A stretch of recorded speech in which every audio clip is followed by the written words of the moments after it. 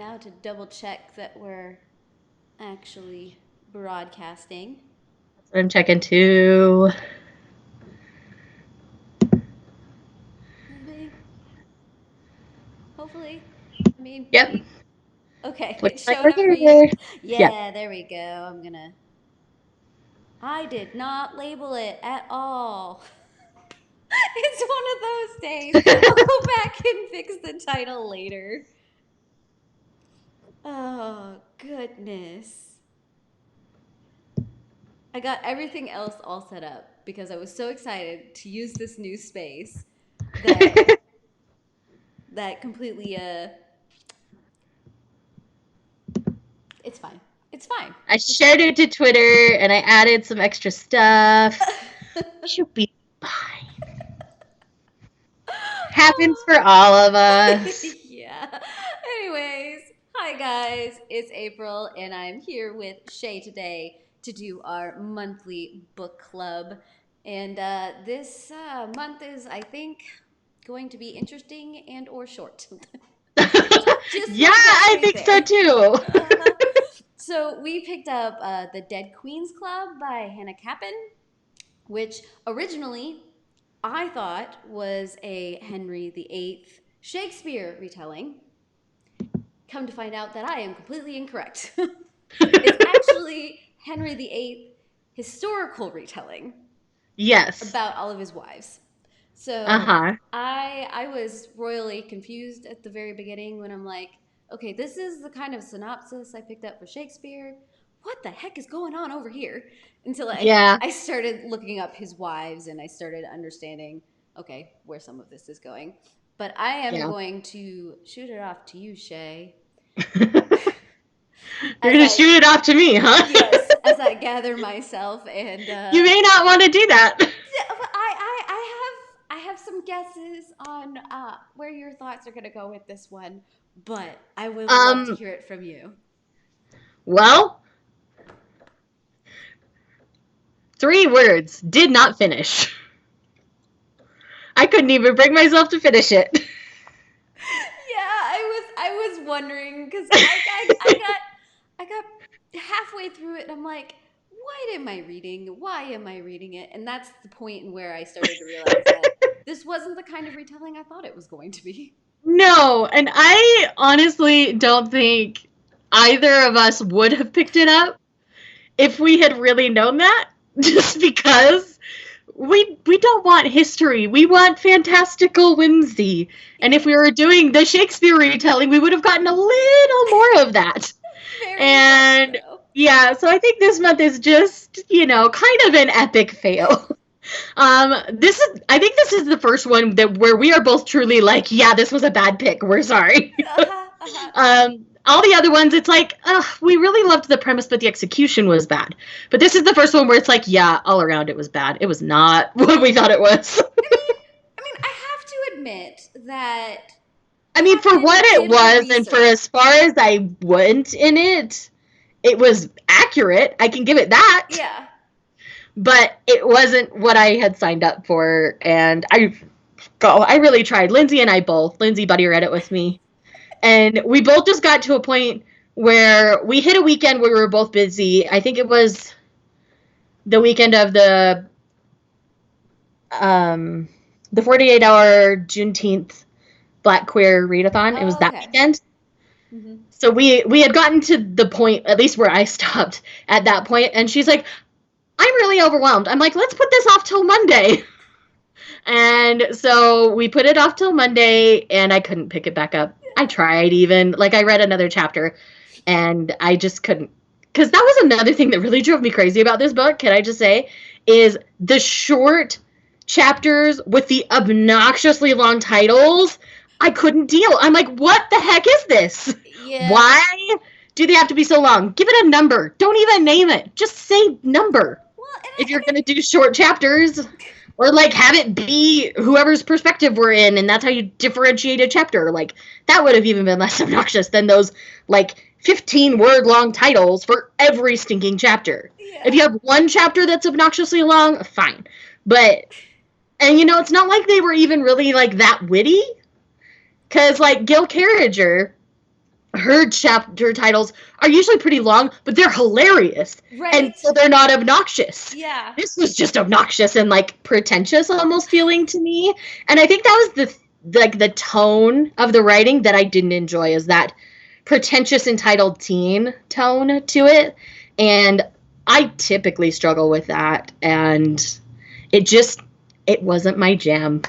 Well, and okay, so several things that I mean, I commend her for attempting to do this, but several things.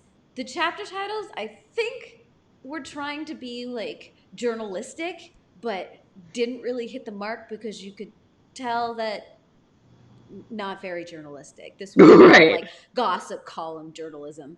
Yeah. And then translating King Henry VIII and his six wives into a high school setting. So you have this political system with this royalty and all of these different figures, and then you're putting it in a kind of preppy high school atmosphere, and you end up with a lot of entitled people. But at the same time, you're trying to make some of these entitled people look like extremely good people. Yeah. But none of them are really good people. No! And that's the problem. And the amount of times where I'm watching, okay, first of all, Henry, who is our Henry VIII figure, is pretty much this football player who can do no wrong. And that Uh, absolutely started to drive me nuts, especially when he is so hyper focused on finding a girlfriend. yeah. But at the same time, you later learn in the background that he is not the most loyal of people when it comes to his girlfriends, Oh and yeah. he likes to project that onto his girlfriends. Mm-hmm. And that's usually what starts the whole downfall of a lot of these relationships. And King Henry killed off a couple of his wives. Yeah, he did. And so, translating that into this setting right here, you have a teenage boy who concocted this elaborate event and killed off one of his girlfriends with fireworks, and Uh-huh. then killed off another one of his girlfriends by pushing her into the river. Right. And then you have the one And girlfriend. that was the one that I stopped at, was right after Yeah. the river. That's where I stopped. And then I'm you like, have yeah, this no, this is too real. I can't do this. you have this one girlfriend who gets off scot free, who is our main character, who is Cleves. They call her Cleves because she used to live in Cleveland. Mm-hmm. Which is obnoxious in and of itself. Who dated him for 2 weeks, but was his best friend because of a camp that they both went to, and Mm-hmm. she struggles to see him doing any wrong. Mm-hmm. And it isn't until the very end when all of these living ex girlfriends corner Henry and is threatening his life for him to admit the truth that she finally believes that Henry did all of these things. Oh gosh. Because, I Oh, mean, Henry VIII's life ends before his last wife. So I think they were going for, you know, Parker is that. ultimately the one with the gun and does nearly kill him. Mm-hmm. Which I think, if we wanted to be more true to everything that was going on, then we should have like just taken him out. But instead, we get all metaphorical, and it becomes this thing like we're exposing him, and so the king is dead, Yeah. kind of deal. And I get it; it's a high school The high boy school king is attempting to dead. Like, I actually get kill that. someone. But at Yet that point, he already killed people. yeah, at Like, that point, I couldn't. Henry was not, because there is did he at least go to jail for the murders or it ends anything? before you get any conclusion like that. Ugh. It ends with these girls going to the school and tagging the school to just put out the Dead Queens Club, um, the queens live, the king is dead, and then she posts it all to her newsletter, and then whatever happens from there happens from there. In Oh all gosh. reality, none of them think anything is going to happen to him because he's just such the golden boy of the community Yeah. that most people are just gonna. And that is the thing. This book tries to be too much I think so too. because it's okay. At this point, we have accepted the fact that Henry VIII in history was not a good guy, and it was his wives that did a lot of the work for him Mm-hmm. and did a lot of good for the country, even though he was going through them like candy. And so I don't think we needed this book to tell us that. Right. But then it also tries to take this very feminist, pro victim stance as well at the same time, because you have Katie, who is the girlfriend who got pushed into the river.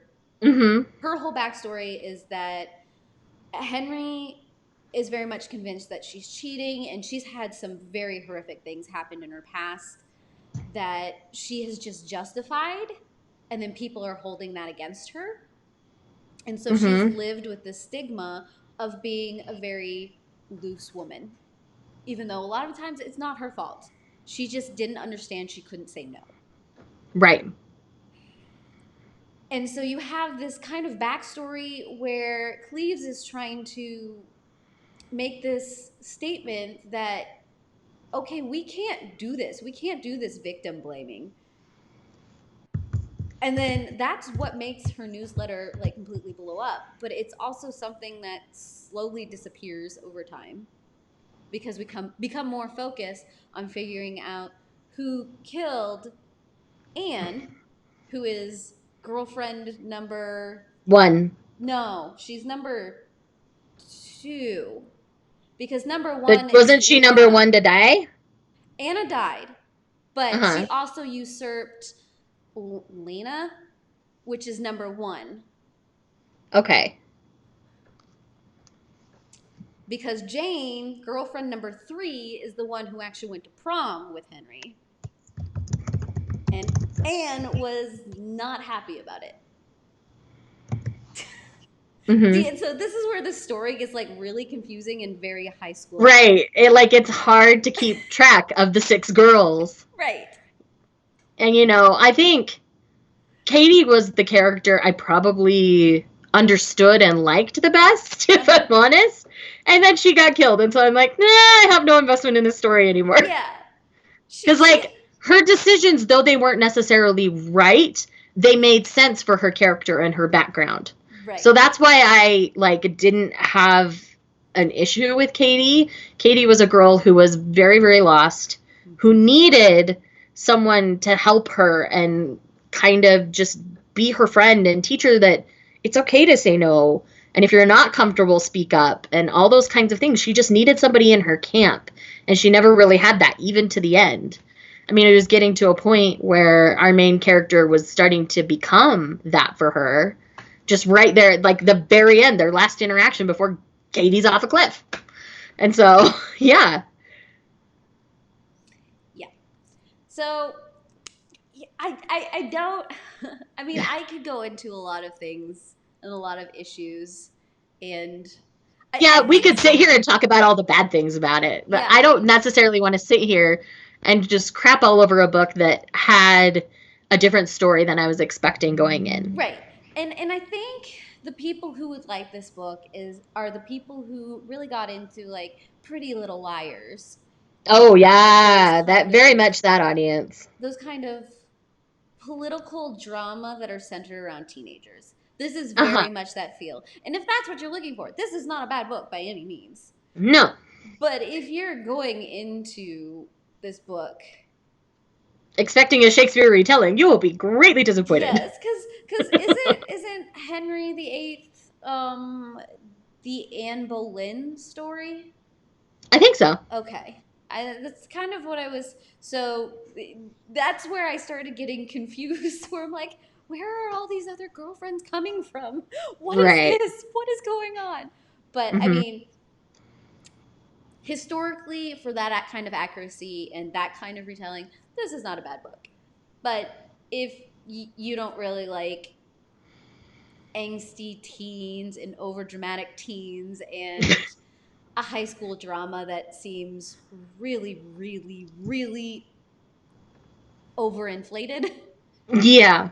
then this is not something that I recommend you pick up. Well, I think what made this story not work is modernizing it. Mm-hmm. Because it's really hard to modernize what Henry VIII was doing.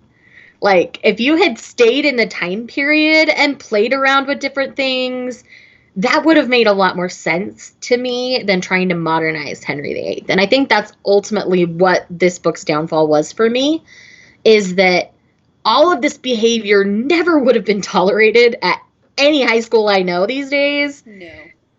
Like, despite like him being the golden boy, like I still think he would have been called out far before any of this started to happen. Yeah. And I think that's ultimately the downfall of this one, is trying to modernize a Henry VIII story, because it just doesn't work. Yeah, it doesn't feel relatable, and I think Right. that's where it fell when they try to And modernize it. this is fiction. It's meant to be fiction.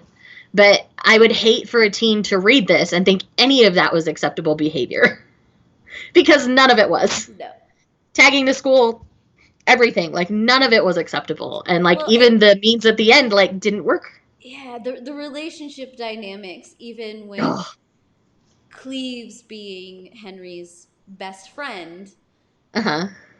it it was just so manipulative Yeah, it that just it didn't. was uncomfortable even from the very beginning. Right. It's just this toxic, uncomfortable mess. And Mm-hmm. it just didn't work for me. Maybe that's because I'm a grown woman and I don't live in that world anymore. I don't Yeah. know. Well, and And see, that very well could be part of it. yeah, and that's why I'm like, there's probably a segment I of people who would really enjoy this, or people right. who are really into the history of Henry VIII and the total mess that was his reign. Oh gosh. But I mean, because I The mean, reign of obviously all of the the author Henrys are really, pretty bad. really, Let's be real here. because obviously the author saw something in that history Right. that called to Yeah. her. Right. So And there are ways to fictionalize those kinds of stories. I mean, right here behind me is a great manga, Requiem of the Rose King, that takes Henry VI and Richard III, because their stories overlap. It tells both sides of the story through this manga, and it's fantastic. So, like, there's ways to take pieces of history and fictionalize them and make them great. This one was just a miss for me. yeah, and I would have to agree.